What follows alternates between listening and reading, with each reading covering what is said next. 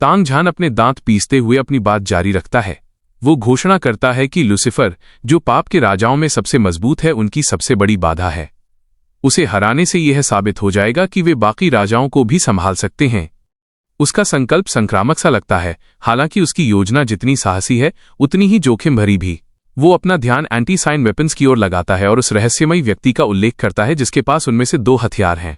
तांग झान का तर्क है कि वो व्यक्ति सहयोग करने से इनकार नहीं करेगा, क्योंकि उनका अंतिम लक्ष्य भी लॉर्ड ऑफ ओरिजिनल साइन को हराना ही होगा। ऑगस्टस, कोलिना और पोकर सभी इस योजना से अपनी सहमति व्यक्त करते हैं। पोकर एक चेतावनी भी देता है और उन्हें तुरंत एल्व्स के किंगडम से संपर्क करने के लिए कहता है। वो बताता है कि जबकि अधिकांश लोग अभी भी अनिर्णय में हैं, ये केवल समय की बात है जब कोई डेमन कैंप में शामिल हो जाएगा। हाई प्रीस्टेस समूह को आश्वस्त करती है और बताती है कि उसने पहले ही इस जरूरत का अंदाजा लगा लिया था और एल्व्स के किंगडम के साथ पहले से ही एक मीटिंग तय कर दी थी। जैसे ही वो बोलती है, एक होलोग्राम दिखाई देता है जिसमें एलन लॉरेंस नाम का एक एल्फ दिखता है। उसकी छवि के साथ उसके टाइटल और स्टैट्स फ्लैश होते हैं। Level 166 turn coat magician. Alan खुद का परिचय उस आत्मविश्वास के साथ देता है जैसे कोई सिर्फ अपने होने के लिए तालियों की उम्मीद करता हो। वो अपने खानदानी रुतबे पर जोर देता है और इंसानों से उसका नाम याद रखने का आग्रह करता है। उसका परिचय कम से कम एक युवा योद्धा को नागवार गुजरता है। वह योद्धा एलन के घमंड के बारे में बड़बड़ाता है और लेवल 160 होने की डींगे मारने के लिए उसका मजाक उड़ाता है। पास बैठी एक लड़की उसे तुरंत चुप कराती है और एलन को नाराज न करने की चेतावनी देती है।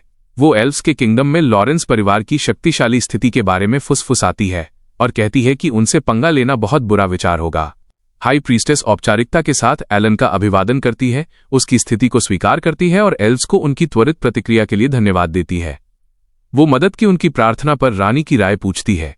हालांकि एलन इस अवसर का उपयोग डिप्लोमेसी से हटकर फ्लर्टेशन की ओर मुड़ने के लिए करता है और हाई प्रीस्टेस की सुंदरता पर एक जरूरत से ज्यादा बनावटी टिप्पणी करता है। उसके चेहरे पर साफ चिड़चिड़ाहट दिखती है, लेकिन वो अपना संयम बनाए रखती है। दूसरी ओर ऑगस्टस ऐसा लग रहा है जैसे वो फटने वाला हो। उसकी आंखें सफेद चमकती हैं क्योंकि वो अपनी बिजली की शक्ति यानी लाइटनिंग मैजिक छोड़ने के लिए तैयार है। वो एलन के व्यवहार से स्पष्ट रूप से क्रोधित है। कोलिना और पोकर तुरंत हस्तक्षेप करते हैं और ऑगस्टस से शांत रहने की प्रार्थना करते हैं। एलन एल्व्स की रानी का फरमान सुनाता है। वह इसे उस गर्व के साथ पढ़ता है जैसे उसे आकर्षण का केंद्र बनना बहुत पसंद हो।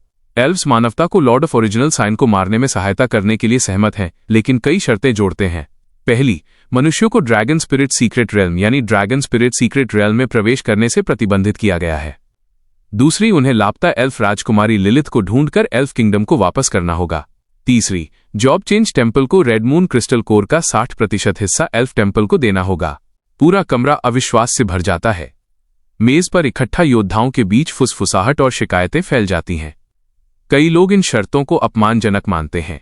कुछ लोग ड्रैगन स्पिरिट सीक्रेट रेल्म से प्रतिबंधित किए जाने के विचार का मजाक उड़ाते हैं और सवाल करते हैं कि एल्व्स को क्यों लगता है कि वे ऐसे खजाने पर एकाधिकार कर सकते हैं। अन्य लोग लापता एल्फ राजकुमारी को खोजने के लिए मनुष्यों से कहने की बेतुकी बात पर इशारा करते हैं और व्यंग्यात्मक रूप से सुझाव देते हैं कि एल्व्स को अपनी जादुई क्षमताओं का उपयोग करना चाहिए। एक विशेष रूप से हताश योद्धा एल्व्स के खिलाफ होने के लिए डेमन कैंप में शामिल होने की धमकी देता है और उन्हें उनके अहंकार पर पछतावा कराने की कसम खाता है। कमरे में तनाव तब और बढ़ जाता है जब शिवा किंगडम का एक योद्धा खड़ा होता है और मेज पर हाथ मारता है। वो एल्व्स पर ड्रैगन स्पिरिट सीक्रेट रेल्म के खजाने को अपने लिए जमा करने की कोशिश करने का आरोप लगाता है। वो कड़वाहट के साथ सोचता है कि विगानू को ड्रैगन को वश में करने में कितनी मेहनत लगी थी और घोषणा करता है कि एंशिएंट डिवाउरर की विरासत एल्व्स के हाथों में नहीं जा सकती। हाई प्रीस्टेस अराजकता को देखकर अपना स्टाफ उठाती है और सबको शांत होने का आदेश देती है। एलन अपनी सामान्य नीचता के साथ इंसानों के गिरते नैतिक स्तर पर कटाक्ष करता है। वो हाई प्रीस्टेस से अपना सवाल पूछता है, स्पष्ट रूप से आग में घी डालने के अवसर का आनंद ले रहा है। हाई प्रीस्टेस अपना संयम बनाए रखते हुए एलन को संबोधित करती है। वो कहती है कि करियर चेंज टेम्पल को दूसरी और तीसरी शर्तों पर कोई आपत्ति नहीं है, लेकिन धीरे से उससे पहली शर्त पर पुनर्विचार करने के लिए कहती है। वो समझाती है कि ये सीधे तौर पर कई देशों के गिल्ड्स के मुख्य हितों को प्रभावित करता है, जिससे ये एक संवेदनशील मुद्दा बन जाता है। एलन बेपरवाह होकर कहता है कि ड्रैगन स्पिरिट सीक्रेट रेल्म में प्रवेश करने के लिए ड्रैगन को वश में करना यानी टेमिंग ड्रैगन्स आवश्यक है, और वो सवाल करता है कि कितने देश इसके लिए योग्य भी हैं। उसका लहजा स्पष्ट करता है कि उसे उनकी क्षमताओं पर संदेह है। हाई प्रीस्टेस जवाबी कार्रवाई करते हुए कई देशों लॉन्ग शिया, ईगल फेडरेशन, साकुरा किंगडम और शिवा किंगडम की सूची देती है, जिनमें से सभी के पास ड्रैगन टेमर्स हैं। वो एलन को आश्वासन देती है कि उन्होंने पहले ही एल्व्स को संबंधित जानकारी प्रदान कर दी है। एलन का चेहरा काला पड़ जाता है और वो एक परेशान करने वाली मुस्कान के साथ जवाब देता है। वो दूसरों को ड्रैगन स्पिरिट सीक्रेट रेल्म में प्रवेश करने की अनुमति देने के लिए सहमत हो जाता है, लेकिन एक अजीब शर्त जोड़ देता है। जिस व्यक्ति ने ब्लैक ड्रैगन को वश में किया है उसे प्रवेश करने से प्रतिबंधित किया गया है और इसके बजाय उसे एल्व्स के किंगडम में लाया जाना चाहिए। ये अपमानजनक मांग तांग झान को भड़का देती है। वो मेज पर अपना मुक्का मारता है और गुस्से में खड़ा हो जाता है। वो एलन पर इस विशेष अनुरोध के साथ लॉन्ग शिया को निशाना बनाने का आरोप लगाता है। उसकी आवाज निराशा से भरी है। एलन मजाकिया निर्दोष भाव के साथ आरोप से इनकार करता है। वो दावा करता है कि एल्व्स के किंगडम के पास किसी भी मानव राष्ट्र को निशाना बनाने का कोई कारण नहीं है और जोर देता है कि उसकी नज़र में सभी इंसान बराबर हैं। बेशक जिस तरह से वो ये कहता है वो आश्वासन के बजाय अपमान की तरह लगता है। जब शर्त के पीछे का कारण पूछा जाता है तो एलन शांति से बताने से इनकार कर देता है। वह मनुष्यों पर छोड़ देता है कि वे सहमत हों या नहीं। सामुराई योद्धा तांग झान के साथ चीजों को सुलझाने की कोशिश करता है और सुझाव देता है कि एल्व्स के पास अपनी मांगों के लिए वैध कारण होंगे। वो लॉन्ग शिया की एक कहावत का हवाला देते हुए एक संरक्षक टिप्पणी जोड़ता है कि दूसरों को सफल होने में मदद करना खुद के भविष्य के लिए अच्छा है, जिसका अर्थ है कि तांग को बड़े अच्छे के लिए ये छोटा बलिदान स्वीकार करना चाहिए। शिवा का योद्धा भी दबाव बढ़ाते हुए बीच में आता है। वो घोषणा करता है कि ये पूरी मानवता के भाग्य के बारे में है और जोर देता है कि लॉन्ग शिया को गठबंधन के लिए बलिदान देना चाहिए। वो तर्क देता है कि ये विशेष रूप से तांग झान को निशाना बनाना नहीं है, बल्कि उनके मूल्यवान सहयोगियों एल्व्स का अनुरोध है। उसका लहजा स्पष्ट चुनौती देता है। तांग झान तंग आकर अपनी पीठ मोड़ लेता है और गोल मेज से दूर जाने लगता है। शिवा का योद्धा ये न जानते हुए कि कब रुकना है उस पर आरोप लगाते हुए उंगली उठाता है। वो दावा करता है कि यदि तांग के कार्यों के कारण लॉर्ड ऑफ ओरिजिनल साइन को हराने में विफलता होती है और मानवता को डेमन कैंप में शामिल होना पड़ता है तो पूरी मानवता के साथ विश्वासघात के लिए लॉन्ग शिया को दोषी ठहराया जाएगा। कोलिना तुरंत शिवा योद्धा के नाटकीय लहजे को टोकती है और उसका मजाक उड़ाती है। ऑगस्टस भी उस योद्धा की बेइज्जती करते हुए कहता है कि उसकी बातें उसके नीच चेहरे से मेल खाती हैं। वो तांग झान को पुकारता है और पूछता है कि वो कहाँ जा रहा है। तांग झान ऑगस्टस को अनदेखा करता है और सामुराई योद्धा के पास पहुंचता है और उसे पूरी चिड़चिड़ाहट के साथ देखता है। सामुराई योद्धा हकलाने लगता है और घबराकर पूछता है कि तांग उसे ऐसे क्यों देख रहा है। बिना एक शब्द बोले तांग झान उसे जोरदार मुक्का मारता है, जिससे सामुराई योद्धा कमरे के दूसरी ओर जा गिरता है। इसका प्रभाव सभी को सदमे में डाल देता है और जो हुआ उसे समझने के लिए कमरे में सन्नाटा छा जाता है। शिवा योद्धा तांग झान की ओर इशारा करते हुए कुछ साहस जुटाने की कोशिश करता है। उसके शब्द मुश्किल से बाहर निकलते हैं कि तांग बिजली की गति से चलता है। एक पल में तांग उसे सीधे जमीन में मुक्का मार देता है, जिससे वह पूरी तरह खामोश हो जाता है। तांग झान गुस्से में खड़े होकर घोषणा करता है कि लॉन्ग शिया को उन जैसे लोगों से सबक लेने की जरूरत नहीं है। तांग झान हाई प्रीस्टेस के पास पहुंचता है और एक योद्धा के सम्मान के साथ उन्हें नमन करता है। वह दृढ़ संकल्प के साथ बोलता है और एल्व्स के निर्णय को स्वीकार करता है। जबकि वो सहमत है कि मानवता के भविष्य के लिए लॉन्ग शिया इस नुकसान को झेलेगा, वो दृढ़ता से घोषणा करता है कि वे ब्लैक ड्रैगन को वश में करने वाले व्यक्ति को कभी नहीं सौंपेंगे। उसका लहजा बहस की कोई गुंजाइश नहीं छोड़ता। गोल मेज से मुड़ते हुए तांग झान ऐलान करता है कि उसे कुछ जरूरी काम देखने हैं और वहां से चला जाता है। पूरी फाइनलिटी के साथ उसके बाहर निकलते ही वो सामुराई योद्धा, जो अभी भी मुक्के से संभल नहीं पाया है, किसी तरह खड़ा होता है। वो दर्द से कराहता है और तांग झान के वार की जबरदस्त ताकत की शिकायत करता है। पास ही शिवा का योद्धा गुस्से में उबलते हुए वापस अपने पैरों पर खड़ा होने की कोशिश करता है। वो अपनी इस बेइज्जती का बदला लेने की कसम खाता है और एक खास धमकी बुदबुदाता है, जिसका पूरा निशाना लॉन्ग शिया का वो जीनियस है। इसी बीच सुयांग अपनी डार्क आई स्किल के जरिए सब कुछ होते हुए देख रहा है। जैसे ही वो इस ड्रामे को ऑब्जर्व करता है, वो तुरंत कड़ियां जोड़ लेता है और उसे एहसास होता है कि एल्व्स का किंगडम, साकुरा किंगडम और शिवा किंगडम, ये सभी इनडायरेक्टली उसी को टारगेट कर रहे हैं। परेशान होने के बजाय उसे उनकी इस हिमाकत पर हंसी आती है। सुयांग अपने शरीर में वापस लौट आया है और नहाने के बाद तौलिए में खड़ा है। उसका उत्साह साफ देखा जा सकता है, लेकिन पास खड़ी मेड्स कुछ ज्यादा ही हैरान दिख रही हैं। वे इस उलझन में हैं कि अपनी नजरें फेर लें या बेहोश हो जाएं। सुयांग उन लोगों के अहंकार के बारे में सोचता है जो सोचते हैं कि वे राजा को चुनौती दे सकते हैं। उसके लिए तांग झान के मुक्के उतने मजबूत नहीं थे। सुयांग कसम खाता है कि जो कोई भी अपनी सीमा पार करने की हिम्मत करेगा, उसे कहीं ज्यादा सख्त सजा मिलेगी। सुयांग कमरे में खड़ा है, उसका शरीर तौलिए में लिपटा है और उसका ऊपरी हिस्सा पूरी तरह नग्न है। एक शक्तिशाली ऑरा उसे घेरे हुए है जो आसपास की हर चीज पर दबाव डाल रहा है। हवा भारी महसूस हो रही है, जैसे कि पूरा स्पेस उसकी मौजूदगी को समाहित करने के लिए संघर्ष कर रहा हो। मेड्स, जो कुछ ही पल पहले शांति से अपना काम कर रही थीं, अचानक अपनी जगह पर जम जाती हैं। उनमें से एक उसे घूरती है। वो साफ तौर पर कंफ्यूज्ड है और उसकी आवाज कांप रही है क्योंकि वो समझने की कोशिश कर रही है कि क्या हो रहा है। वो उनकी ओर देखता है। उसके चेहरे के भाव हमेशा की तरह रिलैक्स्ड हैं। कुछ भी गलत नहीं है। इस समय जो चीज मायने रखती है वो है उसके कंधों का तनाव। वो उनसे किसी और चीज पर ध्यान दिए बिना मसाज जारी रखने के लिए कहता है। मेड एक पल के लिए हिचकिचाती है और फिर सिर हिलाती है। उससे सवाल करने का कोई मतलब नहीं है और वो यह जानती है। उनके हाथ वापस उसके कंधों पर आ जाते हैं, लेकिन सुयांग का दिमाग कहीं और भटक रहा है। एनर्जी का वो अचानक विस्फोट एक गलती थी। वो आमतौर पर अपने ऑरा को कंट्रोल में रखता है, लेकिन किसी कारण से इस बार उसने इसे बेकाबू होने दिया। अगर वो सावधान नहीं रहा तो दूसरे लोग नोटिस करना शुरू कर देंगे। यह एक झंझट होगा, लेकिन साथ ही उनमें से ज्यादातर लोग इसके बारे में कुछ करने के लिए लंबे समय तक जीवित नहीं रहेंगे।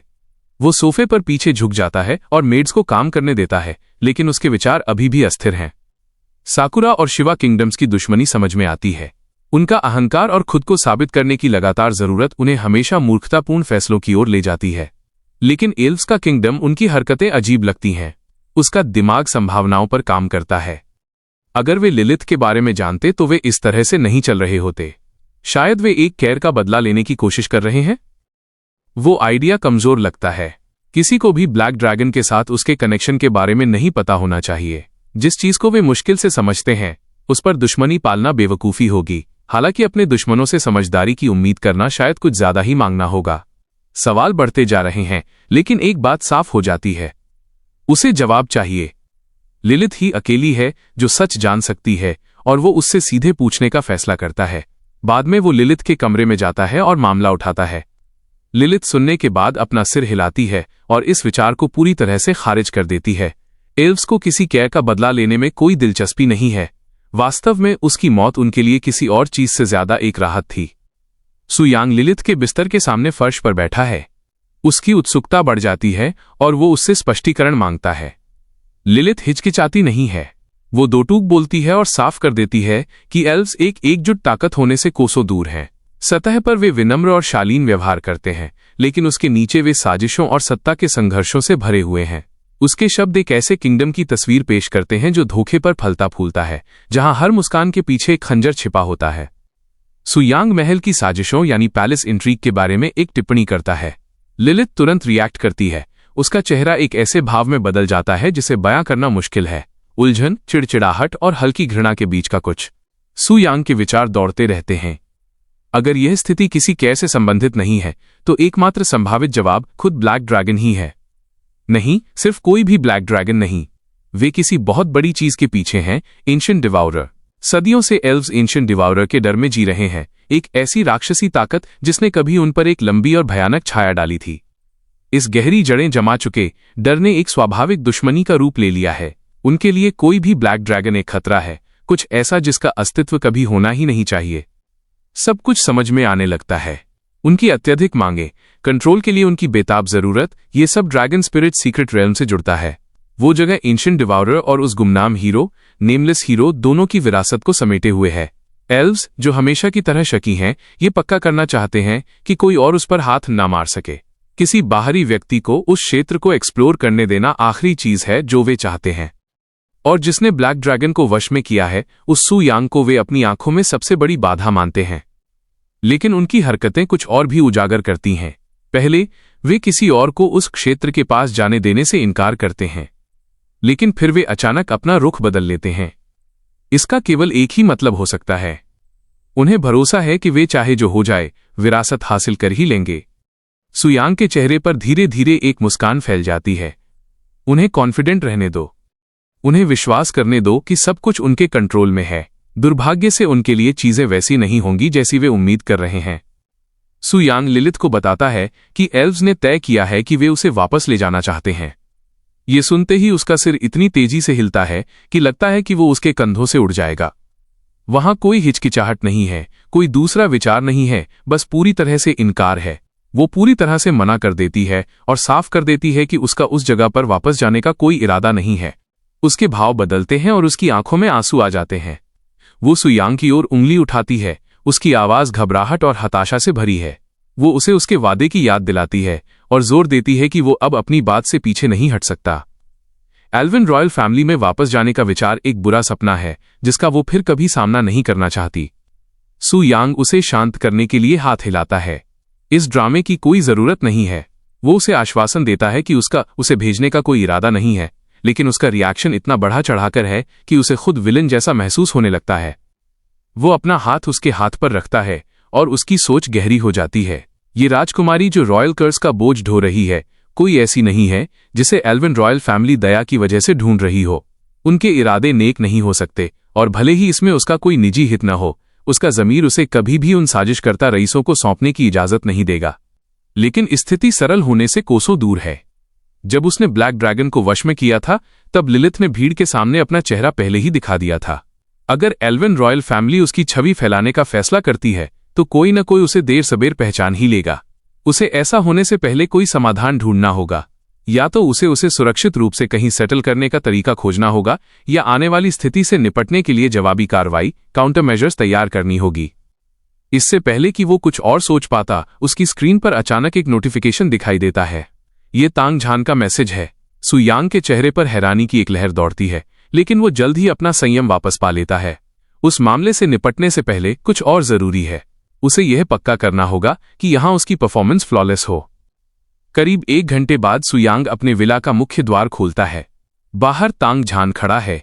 उसकी मौजूदगी हमेशा की तरह प्रभावशाली है। सुयांग कैजुअल तरीके से हाथ हिलाता है और एक भव्य टाइटल के साथ उसका स्वागत करता है, जैसे कि वे युगों बाद मिल रहे दो बिछड़े हुए भाई हों। तांग झान अंदर आता है। उसका चेहरा शांत और गंभीर है। बिना समय बर्बाद किए वो खबर देता है। वो सुयांग को शांत रहने की चेतावनी देता है और खुलासा करता है कि शायद वो इस बार के ड्रैगन स्पिरिट सीक्रेट रेल्म में हिस्सा नहीं ले पाएगा। सुयांग का रिएक्शन शांत होने के अलावा सब कुछ है। उसका चेहरा झटके के एक नाटकीय प्रदर्शन में बदल जाता है, जैसे किसी ने अभी अभी दुनिया के अंत की घोषणा की हो। वो स्पष्टीकरण की मांग करता है और सवाल उठाता है कि ब्लैक ड्रैगन को सफलतापूर्वक वश में करने के बाद उसे प्रवेश से क्यों मना किया जा रहा है। ओवर एक्टिंग इतनी जबरदस्त है कि अगर वहां कोई दर्शक होता तो उन्होंने अब तक टमाटर फेंक दिए होते। तांग झान को इसमें कोई मजा नहीं आता और वो सीधे जवाब देता है। एल्विन किंगडम ने ये मांग की है। वे न केवल सुयांग को सीक्रेट रेल्म से बाहर रखना चाहते हैं, बल्कि उनमें उसे उन्हें सौंपने की मांग करने की भी धृष्टता है।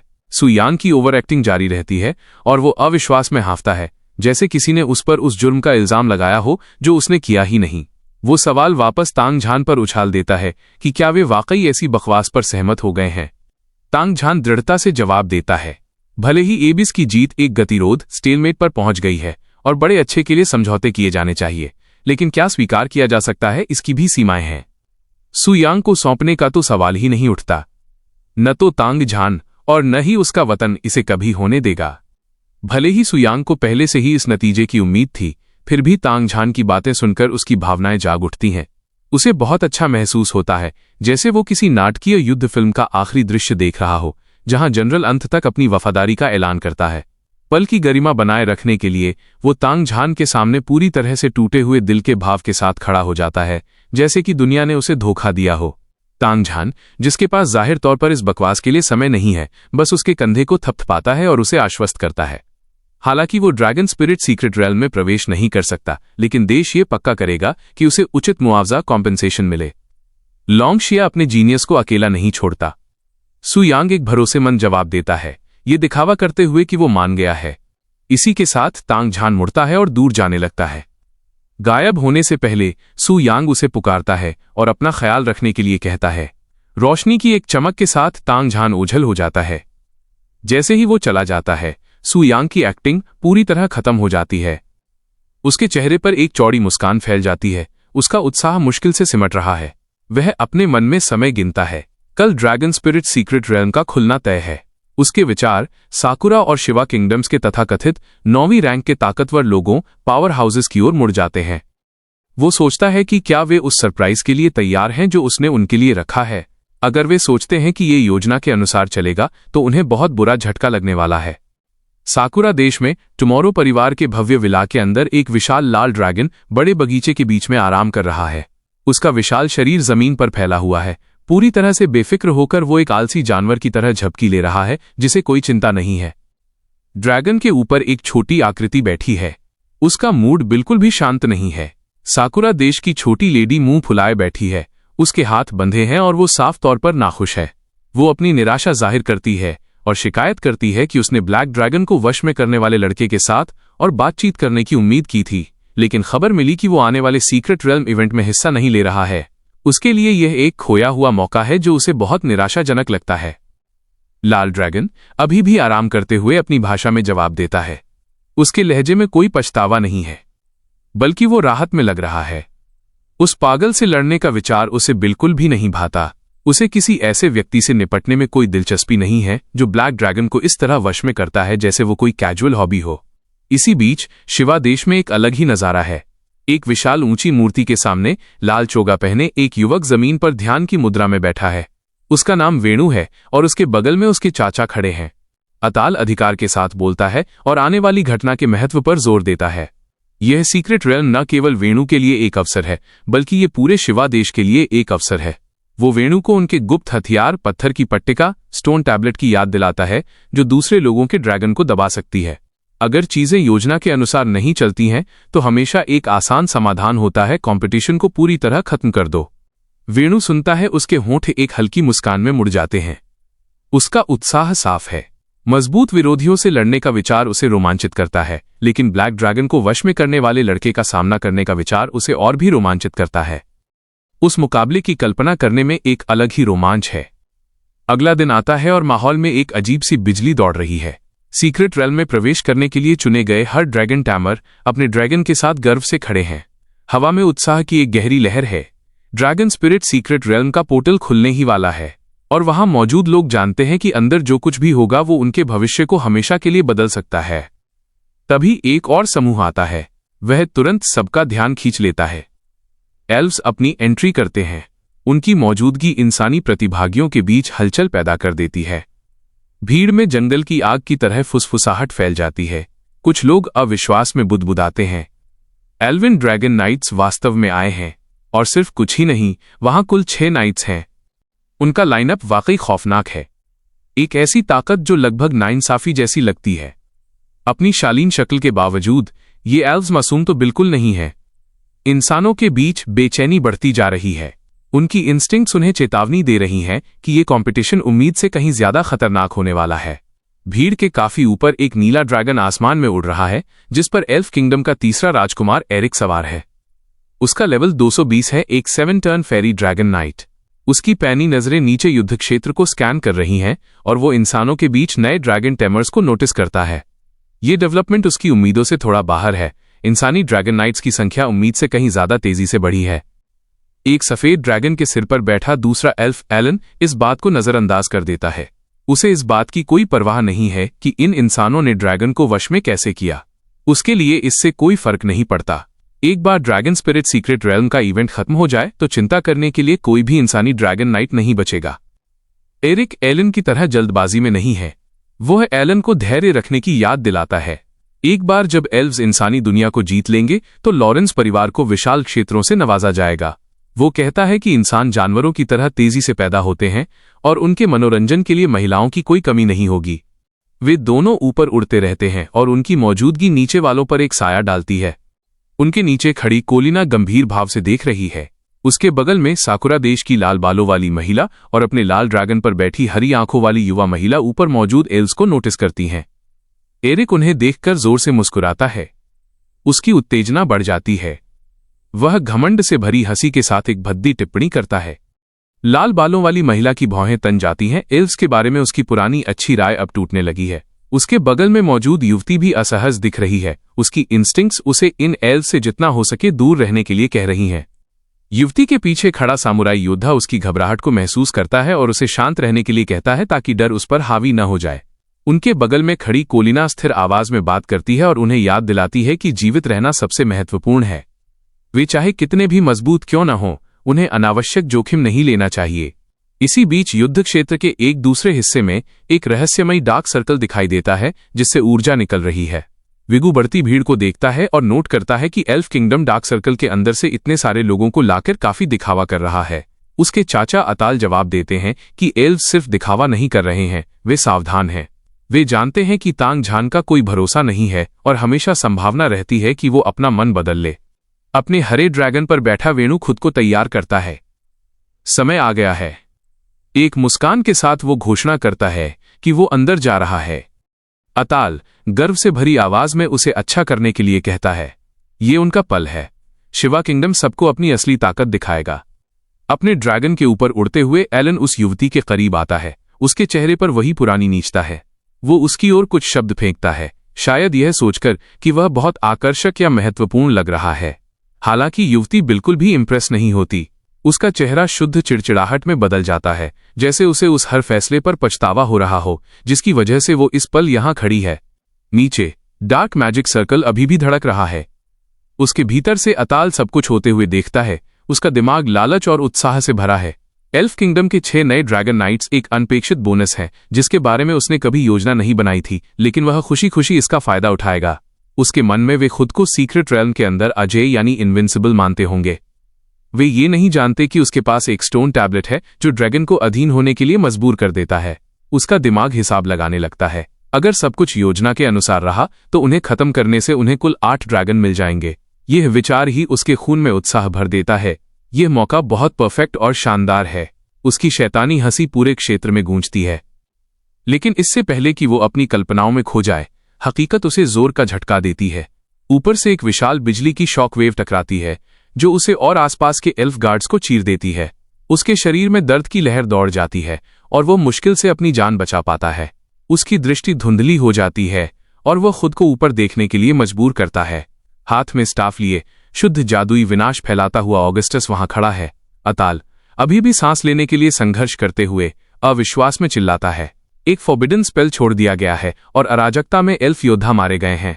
वो जवाब मांगता है कि क्या ऑगस्टस पागल हो गया है। ऑगस्टस को शब्दों की कोई परवाह नहीं है। वो दृढ़ता से खड़ा है। उसका स्टाफ पहले से ही एक और बहुत मजबूत स्पेल के साथ चमक रहा है। उसके कार्यों में कोई हिचकिचाहट, कोई दया नहीं है।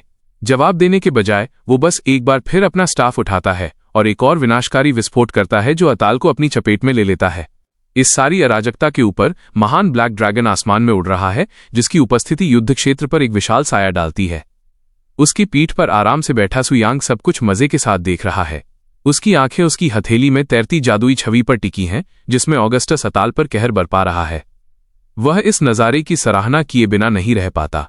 एक 9वीं रैंक के पावर हाउस को अपनी लड़ाई लड़ने के लिए इस्तेमाल करने में यानी मैनिपुलेट करने में एक अलग ही संतुष्टि है। जब वो ऑगस्टस के प्रयासों को देखता है तो उसके होठों पर मुस्कान आ जाती है। वो आर्कमेज यानी आर्चमेज उम्मीद के मुताबिक अच्छा प्रदर्शन कर रहा है। फिर अपने नीचे मौजूद ब्लैक ड्रैगन की ओर मुड़ते हुए वो एक साधारण आदेश देता है। उसे अपनी ब्लडलाइन इंस्टिंक्ट्स का पालन करना चाहिए और इसका मतलब एक ही है, सब कुछ निगल जाना। आसमान में आग का एक स्तंभ फूटता है जो अपने रास्ते में आने वाली हर चीज को खा जाता है। विस्फोट की ताकत युद्ध क्षेत्र को हिला देती है, जिससे ऐसी शॉक वेव्स निकलती हैं जो भूकंप की तरह जमीन को चीर देती हैं। विनाश किसी के भी रिएक्ट करने से पहले फैल जाता है और देखने वाले अविश्वास में जम जाते हैं। भगदड़ मच जाती है। एक सामुराई योद्धा हताशा में चिल्लाता है। उसे एहसास होता है कि ऑगस्टस ने पूरी तरह से नियंत्रण खो दिया है। अगर वे उसे अभी नहीं रोकते तो राख के अलावा कुछ नहीं बचेगा। धूल और चिंगारियों के बीच अताल सांस लेने के लिए संघर्ष करता है। उसका शरीर पस्त है, उसकी दृष्टि अस्थिर है, लेकिन उसकी इंस्टिंक्ट्स उसे काम करने के लिए चिल्लाती हैं। वो अप्राकृतिक गति से आगे बढ़ता है, अराजकता में एक साए की तरह झपट्टा मारता है। उसका ब्लेड हवा को चीरता है, जिसका निशाना सीधे सामुराई योद्धा है। हमला बिना किसी चेतावनी के तेज और सटीक आता है। सामुराई योद्धा के पास रिएक्ट करने का मुश्किल से समय होता है। वो खुद को बचाने के लिए अपना हथियार उठाता है। वार का असर उसके हाथों तक महसूस होता है और उसके हाथ कांपने लगते हैं। उसकी आंखें झटके से चौड़ी हो जाती हैं। कुछ गलत है। अताल सिर्फ अंधाधुंध हमला नहीं कर रहा है, वो पागल यानी बरसर्क हो रहा है। फिर इससे पहले कि कोई समझ पाए कि क्या हो रहा है, वही डरावनी ताकत खुद सामुराई योद्धा पर भी हावी हो जाती है। उसकी हरकतें अप्राकृतिक हो जाती हैं। अब वे उसकी अपनी नहीं रहीं। उसकी आंखें एक भयावह लाल चमक के साथ जलती हैं और उसके चेहरे का आधा हिस्सा किसी अज्ञात शक्ति से काला और विकृत हो जाता है। एक ऐसा आदेश उस पर हावी हो जाता है जिसका विरोध नहीं किया जा सकता। युद्ध क्षेत्र उसकी दहाड़ के नीचे कांप उठता है। उसका ब्लेड अब एक डरावनी ऊर्जा के साथ कड़क रहा है। जब उसका वार नीचे आता है तो उसमें ईश्वरीय न्याय जैसा भार होता है, लेकिन अताल पलक तक नहीं झपकाता। इन सब के ऊपर मजे से देखता हुआ इस अराजकता का असली मास्टरमाइंड सु यांग खड़ा है। उसकी आंखें संतुष्टि से चमक रही हैं। वो नीचे चल रहे कोहराम से पूरी तरह वाकिफ है। फोर्स कमांड केवल 1 मिनट तक रहता है, लेकिन इतने कम समय में युद्ध क्षेत्र को पूरी तरह अस्त व्यस्त करने के लिए यह काफी है। जैसे ही वो पीछे हटता है, उसकी मुस्कान और चौड़ी हो जाती है।